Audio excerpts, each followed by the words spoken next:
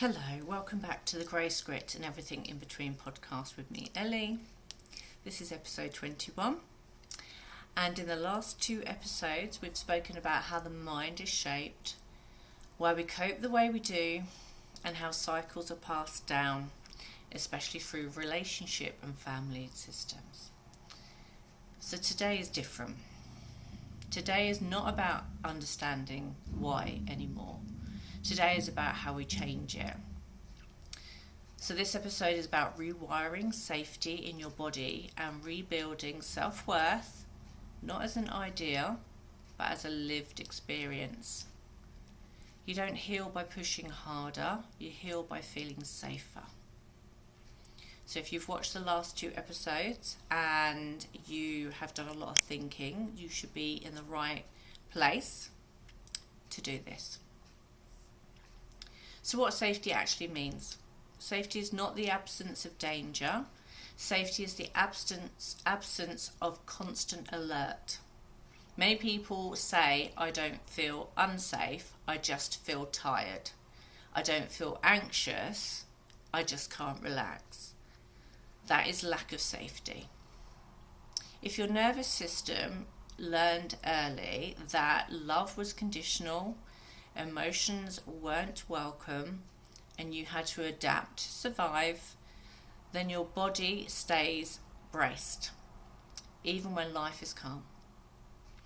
Safety is when you can rest without guilt, you can say no without panic, you can be yourself without scanning for rejection, and safety must come before self-worth. So self-worth versus survival worth. Many people think they struggle with self-esteem, but what they're actually living from is survival worth.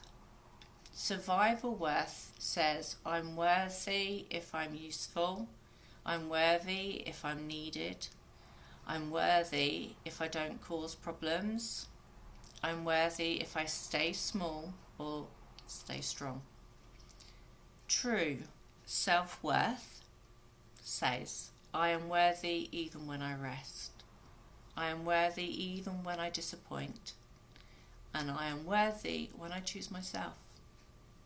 You cannot think your way into this. You must repeat the pattern through safety. The body must lead. So you can intellectually understand everything we've covered and still feel stuck because the body hasn't caught up yet. Healing happens when the nervous system slows, the body learns to allow to exhale, safety becomes familiar, not threatening, and this is why people self-sabotage peace. Chaos feels known and calm feels suspicious. We don't remove coping mechanisms, we replace them with regulation. So in my last year, where I've had a lot of time to rest and a lot of time on my own, I've had to learn that that's okay. It's acceptable for me to just rest. It's acceptable for me to say no when I don't feel like doing something. And I've spent a year getting that. Learning patience. Learning that it's okay. So I know from personal experience that this is not going to happen overnight in your world. But it is possible. I am proof that it is possible. I am very much proof that whatever you've been through, you can get through it. So I've got worksheets for this episode because I feel like it's important. If you were as a client of mine, then you would have worksheets to fill out after a client session. And this is homework. This is like thought-provoking homework that if you really want to heal, then you will do. If you're not ready to heal right now, you won't do it. And that's okay. So you can pause this episode, obviously, and answer the questions now, but I do encourage that you do it at a different time, maybe before bed one night, or when you've got 5 minutes, just to sit and think. When you've got no children running around, you've got no work to get back to, that literally everything is done, or maybe when you're in the bath or something. So, my safety signals. Number 1. When do I feel most tense or on edge? Is it regards to relationships, when there's silence, when there's conflict, when you're resting, when you want success? There could be other things. Number 2, what does my body do when I feel unsafe? Do I get a tight chest, racing thoughts? Do I shut down? Do I get irritable? Do I want to run away? Number 3, what helps me feel even slightly calmer? Going for a walk, standing in the shower, music, being alone, or having structure.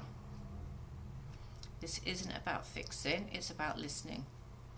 Safety begins with awareness. I used to, whenever I felt like I could not breathe in a relationship because I was being made to feel something I didn't want to feel, or do something I didn't want to do, I used to put on Rage Against the Machine, I Won't Do What You Tell Me, very, very loud. And that used to be my 2 fingers up, like, I'm not going to do what you tell me. That was me trying to just keep hold of that little bit that I knew, my strength, somewhere down there. So I encourage you, find a song, play it loud. And the second worksheet. So refining self-worth. So again, 5-10 minutes maximum on these. They're thought-provoking, but if you overthink it, you can go down a tunnel. So don't do that. Just answer the questions and move on. So, I feel worthy when, and list your achievements, when you've been praised, when you've had approval. I feel unworthy when resting, saying no, needing our help. And 3, if worth wasn't earned, who would I be? How would you move? How would you speak? How would you choose? How would you show up? How would you dress? Self-worth doesn't grow by doing more. It grows by allowing less harm. So, as I say, there's your work, your homework. Rewiring safety in daily life. It happens in micro moments. It's not going to happen overnight, and it is very much a long journey. But once you decide, you know what, no more, enough, I deserve better, I want better.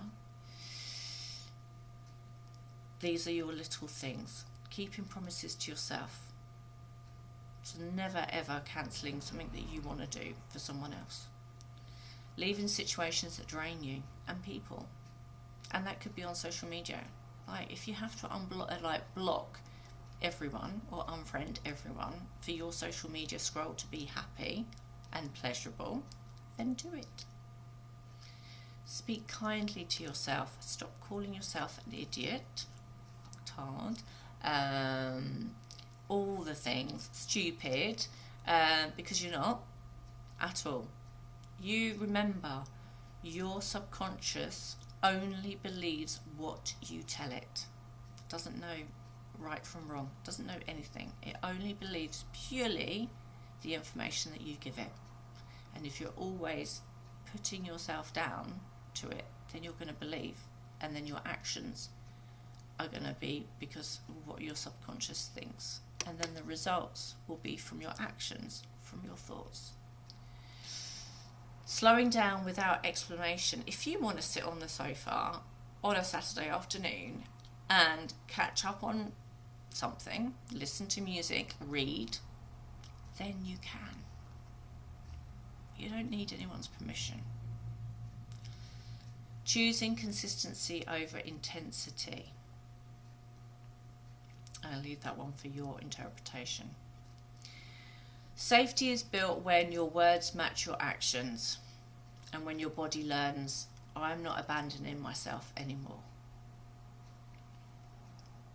You know, every action that you've done is in a cycle, and the repercussions of that action have to play out, and you might feel like you're in the messy middle because you've stopped doing those actions, like it's done, but that cycle is still going, and it will still going, and this is where most people go back. So say that you're on a diet. It's the easiest one to do. You're on a diet and you're doing really well, and then everything stops, and you think to yourself, what's the point? What's the point? What's the point of giving up chocolate, cake, crisps, biscuits if it's not working? So I'll just go back, and that's your cycle. You don't move past that, but that's your messy middle, and that messy middle is literally saying, do you really want it? Do you really want this? Do you really want what you're telling me you want? And unfortunately, we get sucked into this pattern of feeling safe. This is what I know. This is where I'm comfortable. That you never actually go past the messy bit. You need to put more trust in yourself, more faith in yourself. You can get through that messy bit, because that messy bit is just a repercussion of that. And you're not that anymore. You're this. And when you're here, you would have literally become something else. So, when your body learns, I'm not abandoning myself anymore, that's where you start rewiring yourself. And yes, it can feel boring, and yes, you can feel like you're being lazy, and that is just normal because you're so used to being on high alert and filling your days with everyone else's problems and worries, and school runs and dance runs and football runs and life runs, and you kind of don't exist anymore. Well, you exist, but that's it. You are existing. You're not living. You are not carrying out what you wanted for yourself. You're now just in this little mouse wheel of life. It doesn't have to be that way. But like I keep saying, it's not going to be easy. And you're going to be tested to see if you actually really want it. So I want to share something gently with you here. This work, rewiring safety, rebuilding self-worth, is not something most people can do alone. Not because they are weak, but because healing happens in a safe connection. And that's why I offer one-to-one coaching and mentoring for women who are ready to break survival patterns, rebuild inner safety, heal relational wounds, stop abandoning themselves.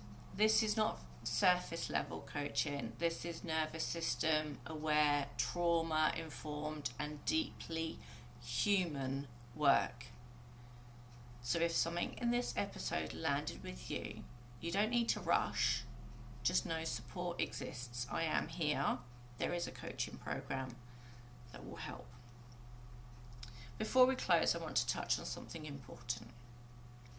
We don't heal in isolation.